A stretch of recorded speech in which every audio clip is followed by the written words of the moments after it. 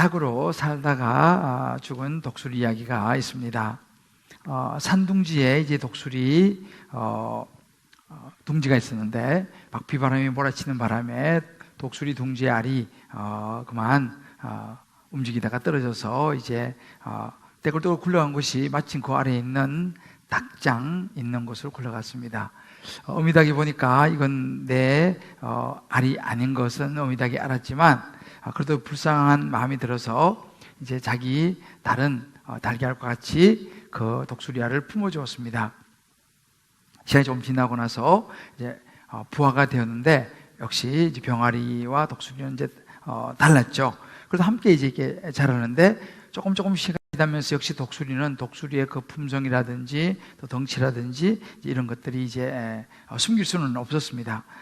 근데 어느 날 농장 위로 이렇게 날아가는 수많은 독수리떼를 보면서 그 독수리 마음속에 나도 저 새들처럼 날고 싶다라는 그런 마음에 그 사모함이 생겼습니다. 그 본능이 이제 조금씩 살아나게 된 것이겠죠. 그래서 이제 보고 옆에 있는 다른 형제 병아리들에게 얘기합니다. 야, 나도 저 새들처럼 한번 저렇게 날아보고 싶어. 얘기하니까 옆에 있는 다른 병아리들이 막 웃으면서 핀잔을 줍니다. 야, 너는 닭이고 너는 날 수 없어. 이렇게 이야기를 합니다. 그 후로 이제 그래도 한 번씩 이렇게 날아가는 독수리들을 보면 날고 싶다라고 하는 그런 마음이 막 충동이 일어났지만 본능적으로 그때마다 자기 자신에게 말합니다. 너는 닭이야. 넌 날 수 없어. 라는 생각을 하면서 이제 시간이 지나가 보니까 결국은 날고 싶은 소망을 접게 됩니다. 그렇게 한평생을 닭으로 살다가 죽었다는 이야기입니다.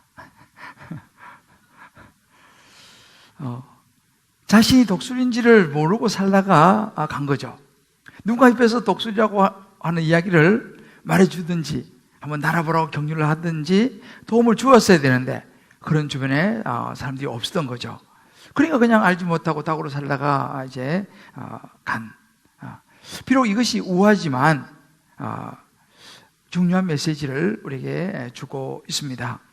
우리도 이 땅에 살아가면서 세상에 살아가지만 하나님의 자녀로 하나님이 택한 백성으로 살아가는 사람이 있느냐 하면 하나님의 자녀이면서도 세상 사람들과 섞여서 세상 사람들처럼 그렇게 살아가는 사람도 있다는 것이죠.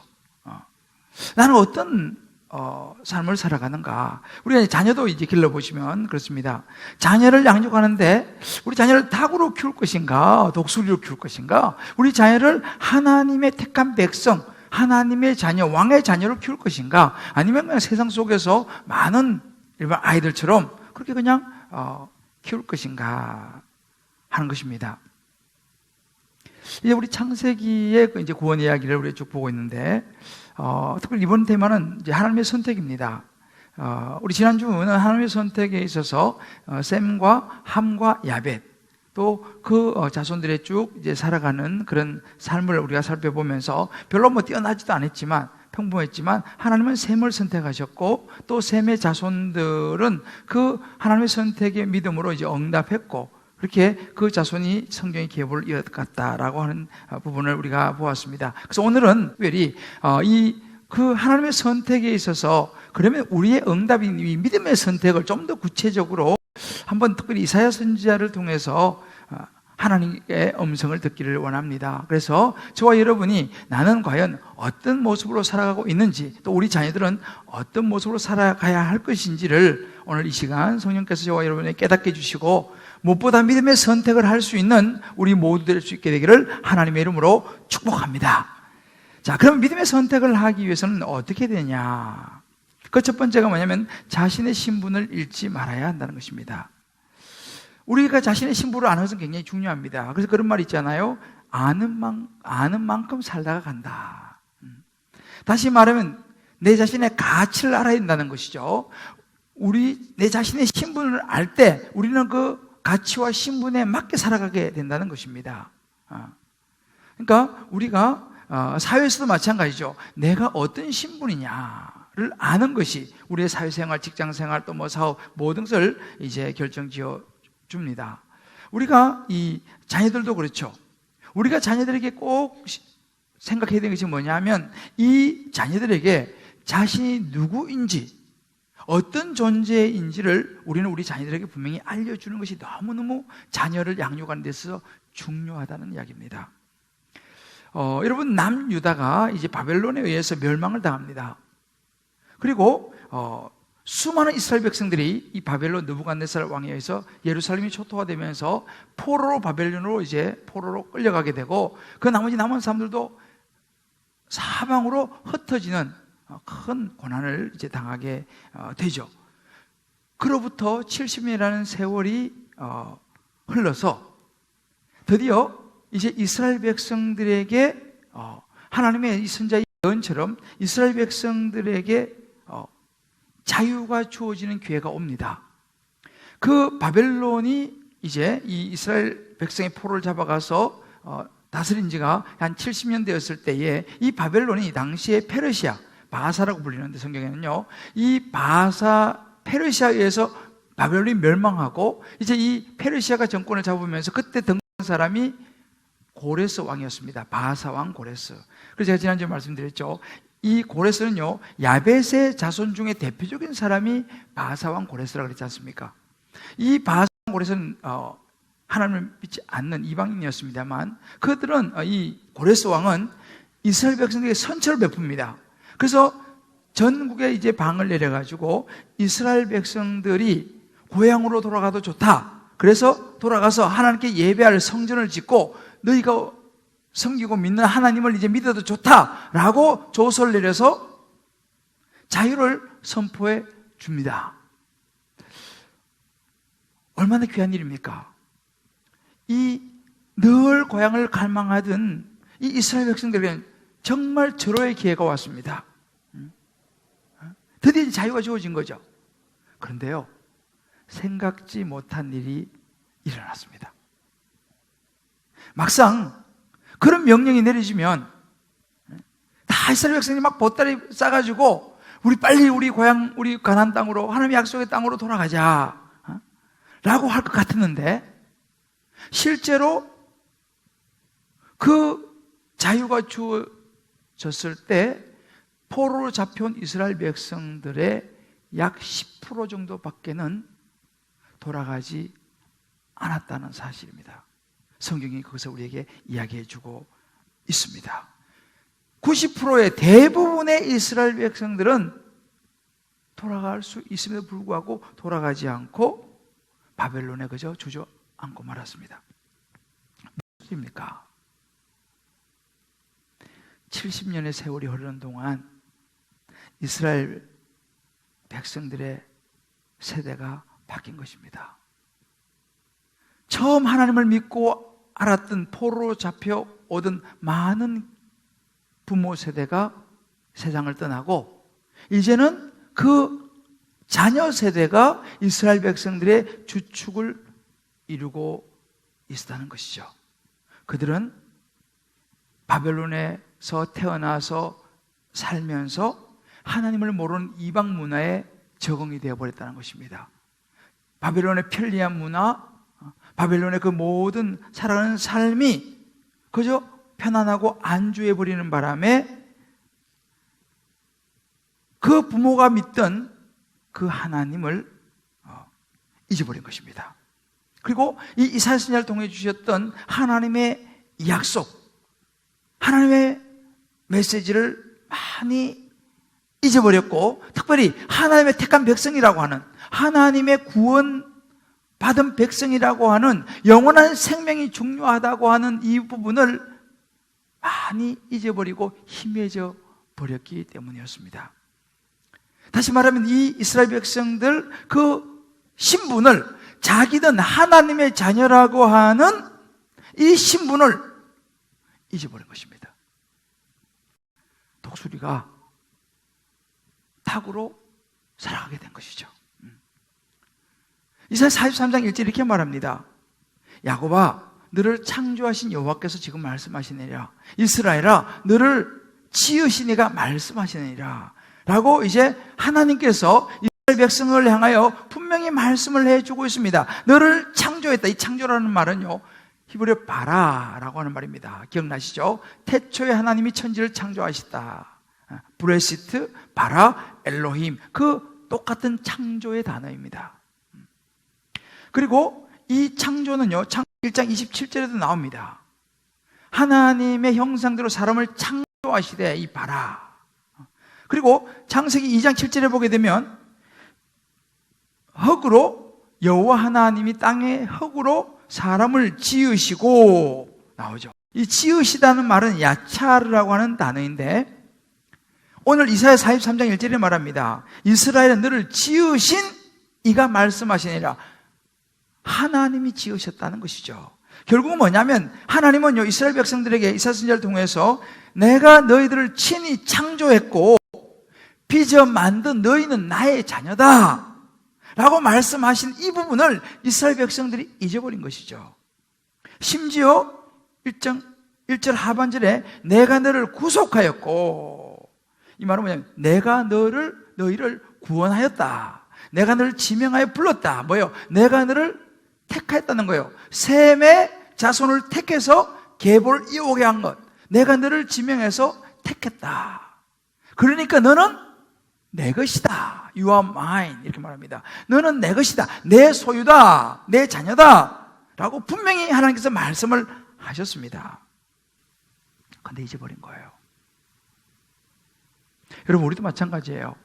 세상에서 이렇게 저렇게 그냥 살아가다 보면 우리도 하나님을 잊어버릴 수 있다는 것입니다. 하나님은 어떤 존재입니까? 정말 우리를 창조하신 구원자고 든든한 분이시죠. 하나님이 우리의 백그라운드라는 것입니다. 그런데 세상 속에 살아가다가 하나님이 든든한 우리 구원자라는 사실, 하나님이 나의 백그라운드, 나의 구원자라는 사실을 잊어버리게 되면 어떻게 되냐? 그 다음부터 살아가는 삶의 패턴은요, 자기 중심으로 자기가 모든 인생을 주관해야 됩니다. 왜요? 하나님을 잊어버렸기 때문에. 그러니까 모든 것을 이제 내 힘으로 해야 되는 거예요. 고군분투하죠. 그래도 안 될 때가 많고, 낙심될 때 좌절되고 실망되고 정말 두려울 때가 참 많습니다. 왜요? 혼자 다 감당해야 되니까요. 혹은 주변에 있는 사람들과 관계 속에서 그런 인생을 문제를 풀어가야 되니까요. 이럴 수 있다는 이야기죠. 이스라엘 백성들이 그랬습니다. 그래서 이사야 선지자를 통해서 5절에 이렇게 말합니다. 두려워하지 말라. 내가 너와 함께해서 내 자손을 동쪽에서부터 오게 하고 서쪽에서부터 너를 모을 것이고, 내가 북쪽에서 이르기를 내놓으라. 남쪽의 길을 가두어 두지 말라. 내 아들들을 먼 곳에서 이끌며 내 딸들을 땅끝에서 오게 하며. 무슨 말입니까? 하나님께서요, 이미 이렇게 말씀하셨어요. 지금 너희들이 이렇게 흩어지지만 동서남북을 통해서 내가 때가 되면 너희들 다 모아서 돌아오게 할 것이다 라고 분명히 말씀을 하셨습니다. 실제 우리가 70년 후에 하나님께서 그런 기회를 주셨습니다. 그런데 그들은 잊어버린 것이죠. 여러분, 우리가 살아가는 우리의 삶을 한번 생각해 볼 필요가 있어요. 우리도 살아가면서 내가 하나님의 자녀라고 하는 정체성을 잊어버리지 않았는가라는 거예요. 나는 하나님의 선택받은 존재예요.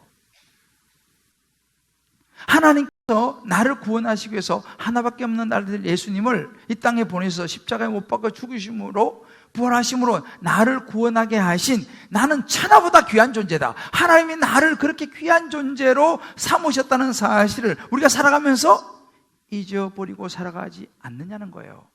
여호와는 나의 목자신 내가 부족함이 없으리로다 하는 그 여호와가 내 하나님이라는 것을 우리가 잊어버리고 살아가지 않느냐라는 것입니다. 우리가 우리 자녀를 양육할 때도 마찬가지입니다.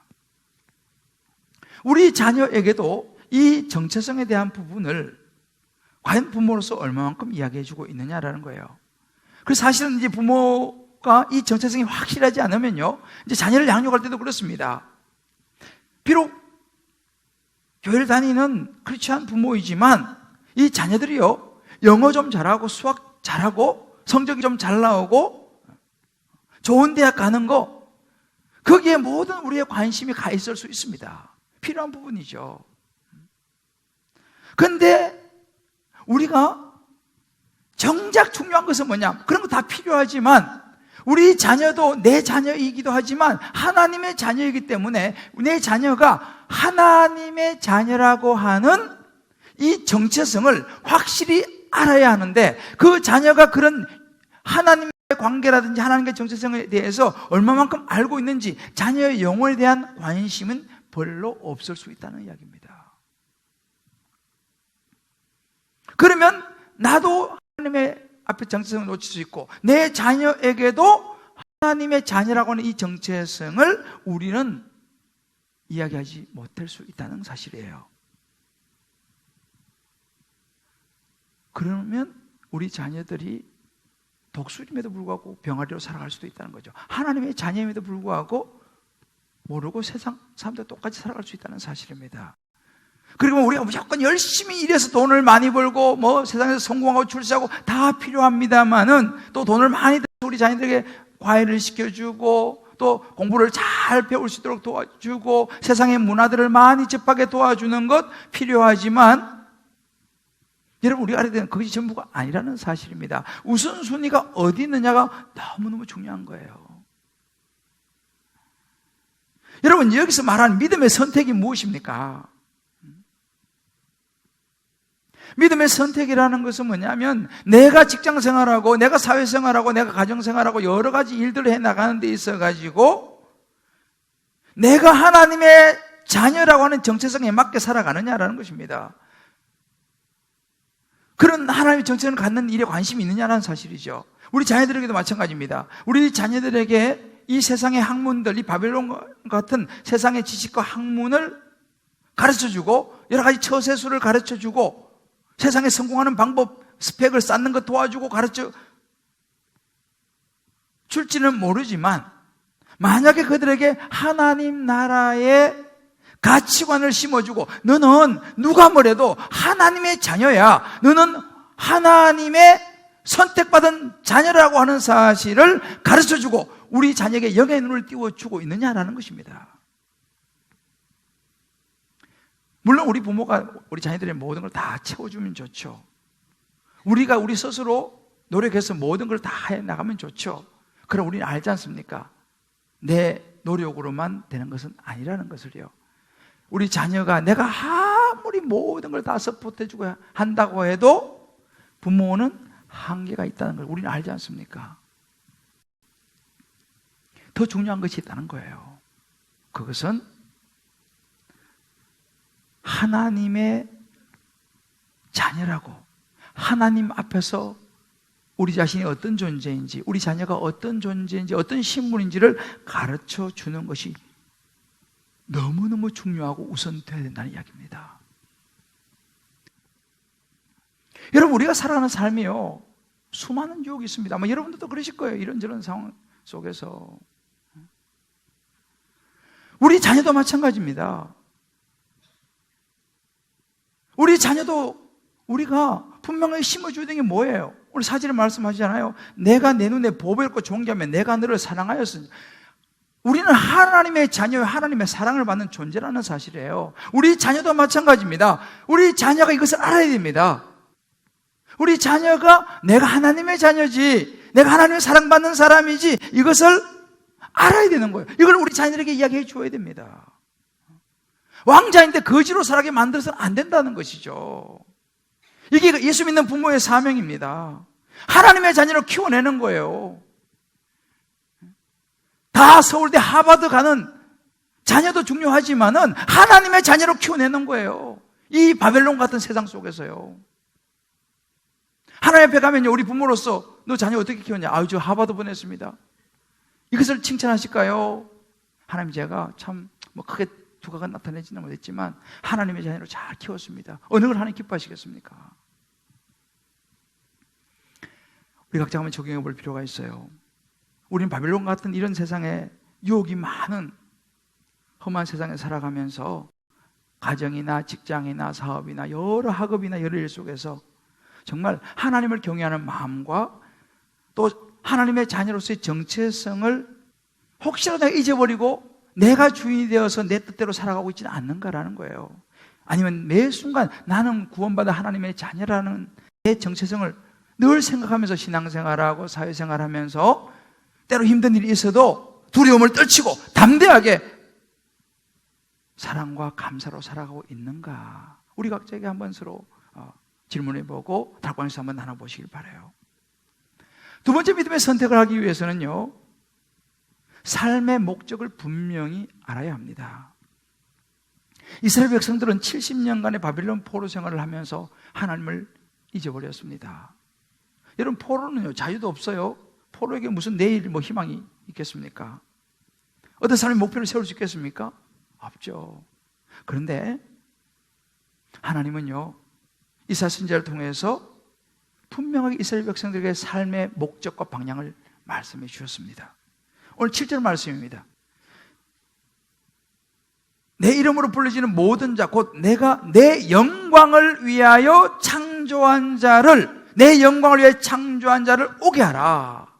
내가 그를 지었고 내가 그를 만들었다라고 말합니다.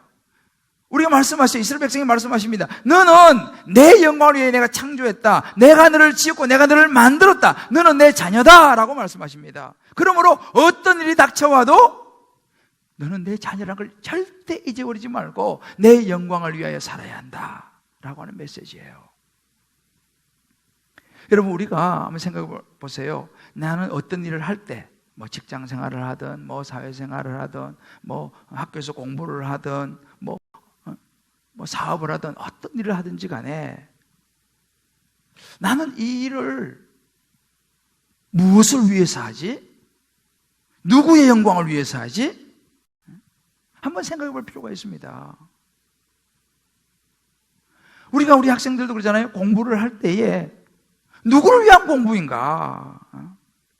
한번 생각해 봐야 됩니다. 내가 왜 공부를 하는가? 저도 이제 이렇게 이제 공부를 어릴 때부터 쭉 하며 자랐지만 저는 사실은 공부에 큰 관심이 없었어요. 그저 유유자적하게 그냥 시골에서 그냥 자연과 더불어서 놀면서 자랐는데, 제가 공부를 생각하기 시작한 것이 뭐냐면 이 신앙의 철이 좀 들기 시작하면서 공부를 생각하게 됐어요. 제가 공부에 관심을 가지게 된 것이 뭐냐면 이제 고3을 앞두고부터 공부를 좀 신경을 쓰기 시작했어요. 그전에는 사실 관심이 없었어요. 시골에서는 그냥 대충 해도 중간은 가잖아요. 그런데 이제 고3이 이렇게 돼가면서 공부를 해야겠다는 마음이 든 게 뭐냐면, 내가 이렇게 해서 이렇게 공부를 그냥 이렇게 잘 안 하고 이렇게 대충 이렇게 해서 대학도 못 가고 이러면 이게 하나님께 영광이 될까? 라는 생각을 하기 시작했습니다. 그 하나님께 영광이 안 될 것 같더라고요. 그래서 내가 그때부터 이제 공부를 해야겠다라고 마음 먹고 시작하니까 이미 고3이야. 기초가 없잖아요. 그 결국은 대학 떨어지고 재수하면서 열심히, 그때선 열심히 하는데 이게 실력이 하루아침에 안 붙잖아요. 제가 제일 못한 게 영어였어요. 영어. 수학은 말할 것도 없고. 그래서 재수한데도 불구하고 영어 수학이 1년 만에 이게 안 되잖아요.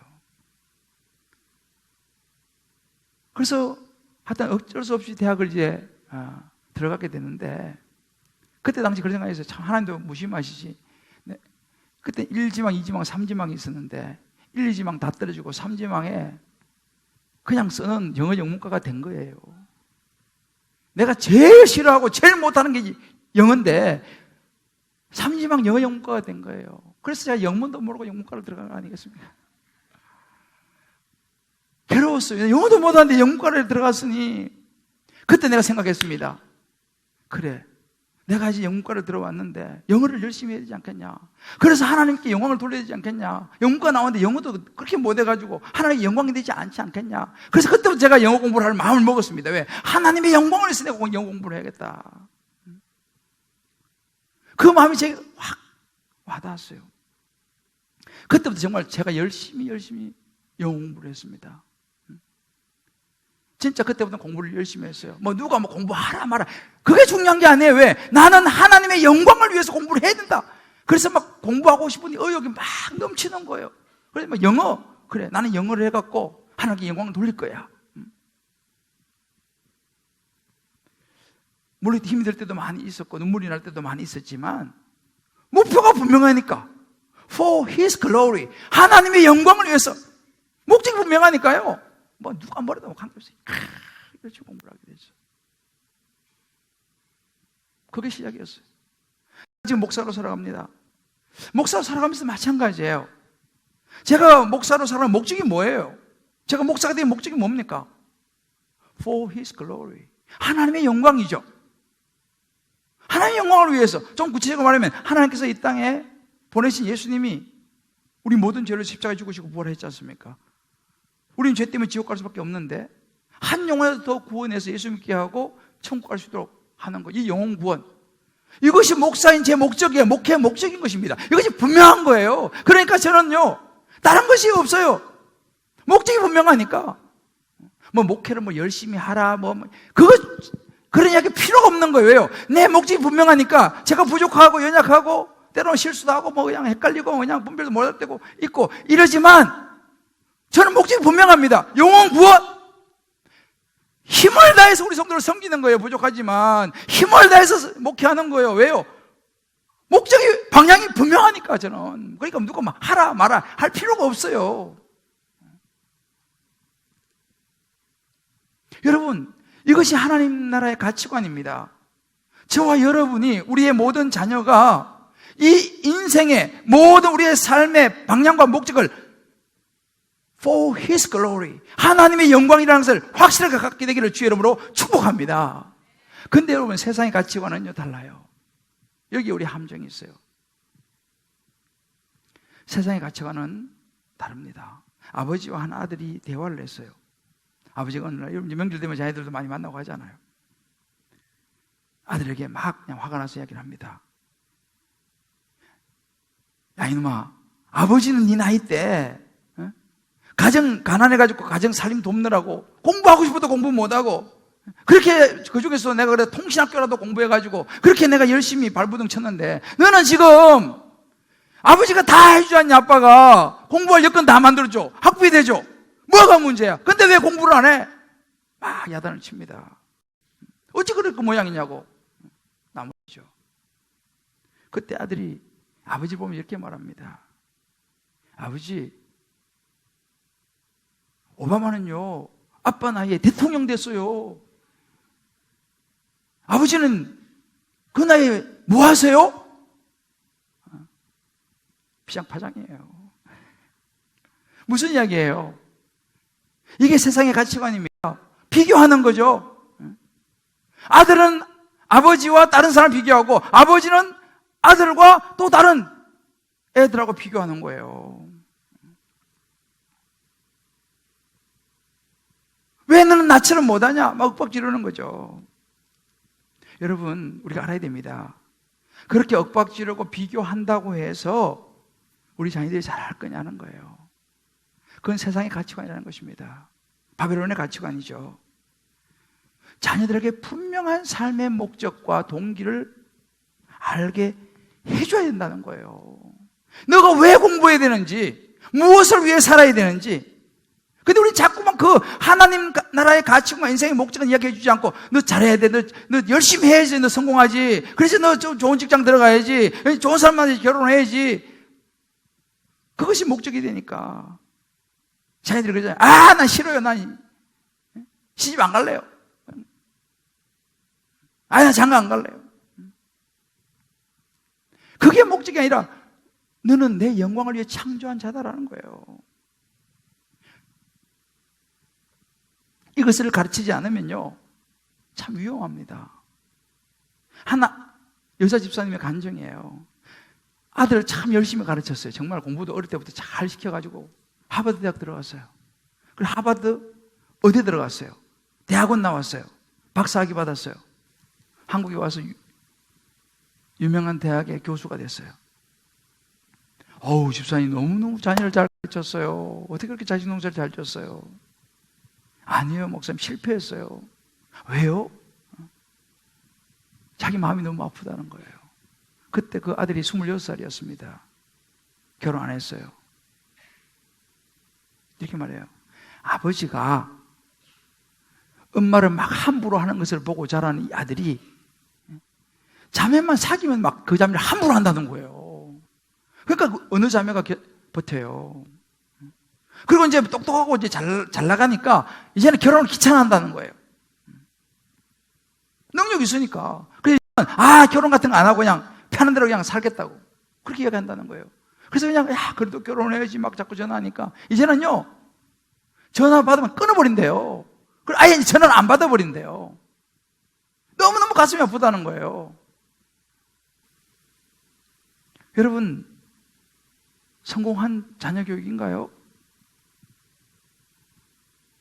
여러분, 우리가 잘 생각해야 됩니다. 우리 자녀에게 그의 인생의 목적과 방향이 무엇인지를 제대로 가르쳐주지 않으면 여러분, 우리 자녀는요 똑똑하면 똑똑할수록 어쩌면 더 자기중심적이 되고요, 하나님 없이 세상에 바벨론에서 주저앉아가지고 나는 여기가 좋으니 나 바벨론 방식대로 살래 라고 말할 수 있다는 사실을 우리가 기억해야 됩니다. 이 지성과 영성의 대표적인 토저라는 분이 이런 이야기를 했습니다. 가장 끔찍한 재앙은 물질적인 가치관에 매여 있는 것이고, 성도들이 이 세상에 소망이 있는 줄 알고 사는 것, 이 세상이 전부인 줄 알고 사는 것은 놀라운 비극이다 그랬습니다. 한번 여러분 각자에 적용해 보세요. 나는 자녀 양육하고 직장 생활하고 가정 돌보고 또 직장 다니면서 요즘 워킹맘들 애들 또 양육하고 얼마나 열심히 힘겹게 삽니까? 목적이 무엇입니까? 왜 그렇게 열심히 정말 죽으라고 하세요? 왜 그렇게 열심히 공부하세요? 눈에 보이는 세상, 잠깐 내 눈에 보이는 이 세상에서의 삶만을 위해서 그렇게 살아가십니까? 아니면 내 영혼을 돌보고 내 자녀의 영혼을 돌보고 영원한 하나님의 나라를 바라보면서 하나님의 영광을 위해서 살아가세요? 한번 이 질문을 진지하게 한번 던져보셔야 돼요. 그리고 다락방에서도 한번 이 부분을 솔직하게 한번 나눠보세요.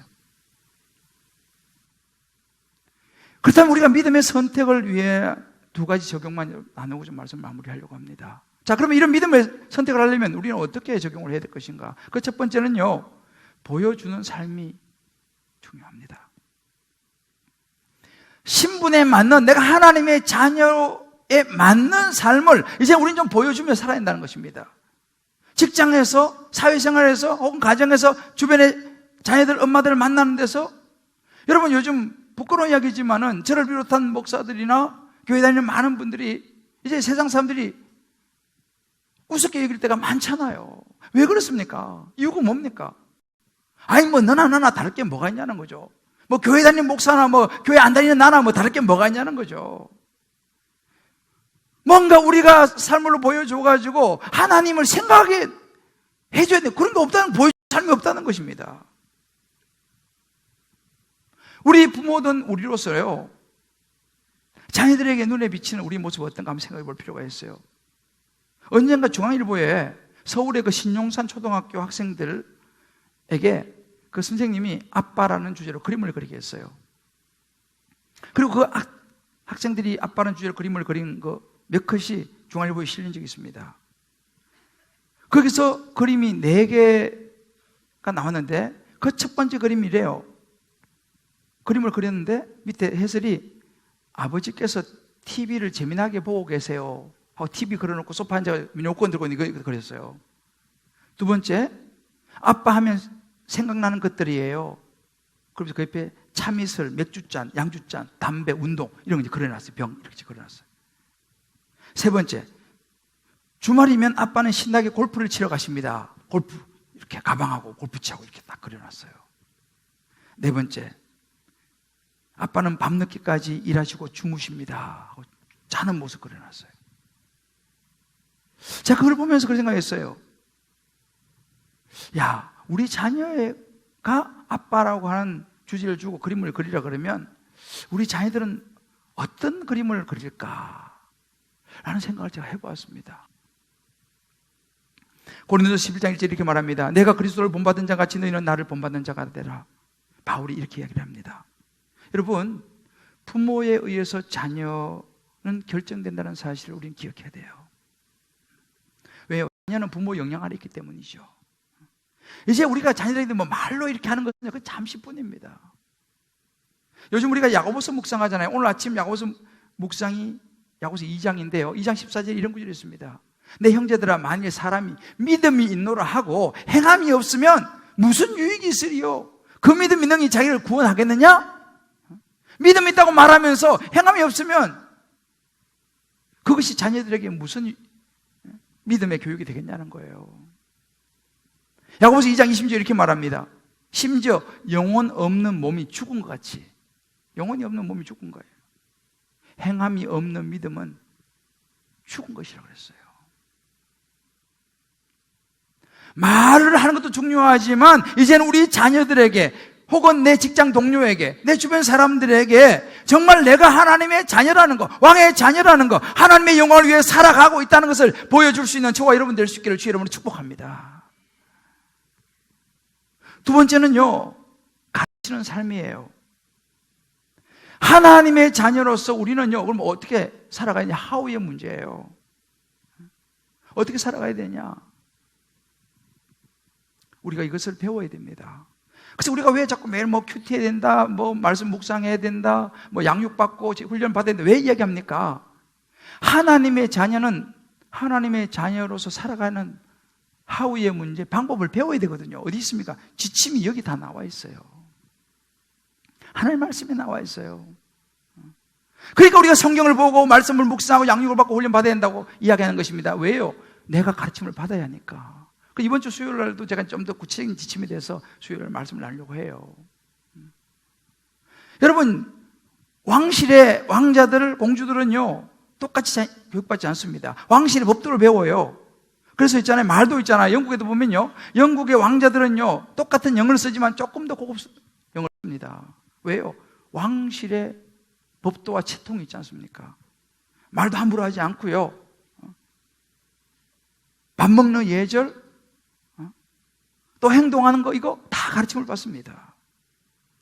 마찬가지로 우리 자녀들에게 하나님의 자녀로 살아갈 수 있도록 하나님 말씀을 가르쳐야 되는 거죠. 그래야지 그 신분에 맞게 살아갈 거 아니겠습니까? 성경에서는요, 이분이 많이 이야기해요. 그 중에 대표적으로 10편 37절 31절을 보게 되면 이렇게 말합니다. 그의 마음에는 하나님의 법이 있으니 그의 걸음은 실족함이 없으리로다 그랬습니다. 마음에 하나님의 법이 있어요. 그래서 실족하지 않습니다. 유혹에 넘어가지 않는 거예요, 우리 자녀들이요. 우리 자신도 마찬가지고요. 잠언 22장 6절 이렇게 말합니다. 마땅히 행할 길을 아이에게 가르치라. 그리하면 늙어도 그것을 떠나지 아니하리라 그랬습니다. 에베소 6장 4절 이렇게 말합니다. 또 아비들아, 너희 자녀를 노엽게 하지 말고 오직 주의 교훈과 훈계로 양육하라. 무슨 얘기입니까? 결국 핵심은 뭐냐면 우리가 세상에 살면서 실족하고 유혹에 넘어가고 하지 않으려면 우리 마음에 하나님의 말씀을 두어야 될 줄 믿습니다. 우리 자녀들에게 다른 것도 다 중요하지만 우리 자녀들이 세상에서 올바른 길을 걸어가고 유혹에 넘어가지 아니하고 하나님의 자녀로 살아가기를 원하면 주의 교훈과 훈계로 마땅히 행할 길을 가르치라 라고 말씀을 하고 있어요. 여러분, 사자는 풀을 먹지 않습니다. 마찬가지로 우리가 하나님의 자녀는요, 하나님의 자녀의 길을 가야 해요. 어떤 일에서도 하나님의 자녀로서의 정체성에 맞게 가지 말아야 될 길은 가지 말아야 됩니다. 하지 말아야 될 일은 하지 말아야 됩니다. 먹지 말아야 될 것은 먹지 말아야 됩니다. 해서는 안 될 행동을 안 해야 되는 거죠. 우리 자녀에게도 이것을 가르쳐야 됩니다.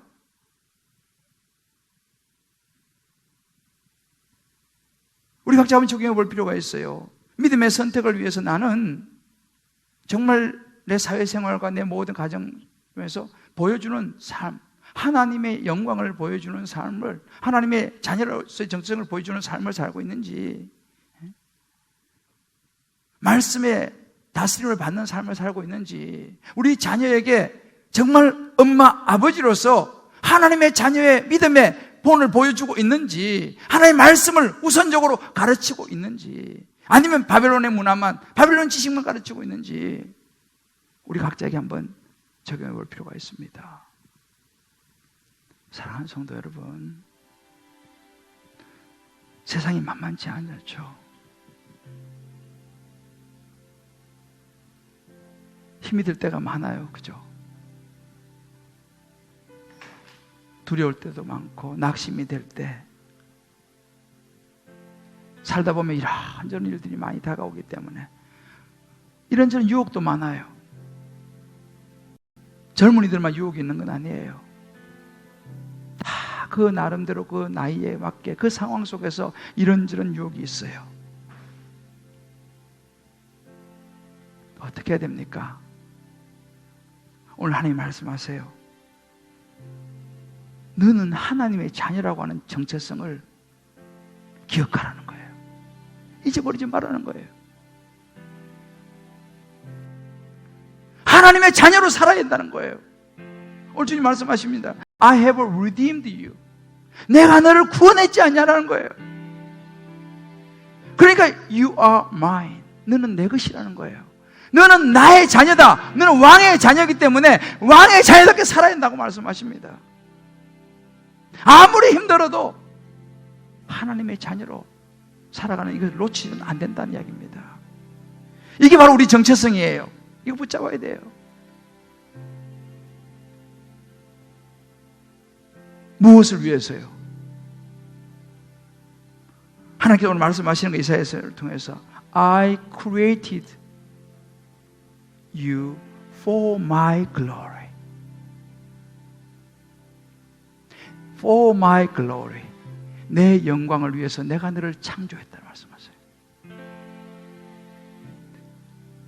하나님의 영광을 위해서 저와 여러분 창조되었다는 사실을, 그러므로 하나님의 영광을 위해서 우리는 살아가는 것이 우리 인생의 목적이요 방향이라는 사실을 다시 한번 확실하게 붙잡고 저와 여러분도 믿음의 선택을 하시고 우리 자녀들에게도 믿음의 선택을 보여주고 가르칠 수 있는 저와 여러분 다 될 수 있기를 주님의 이름으로 축복합니다.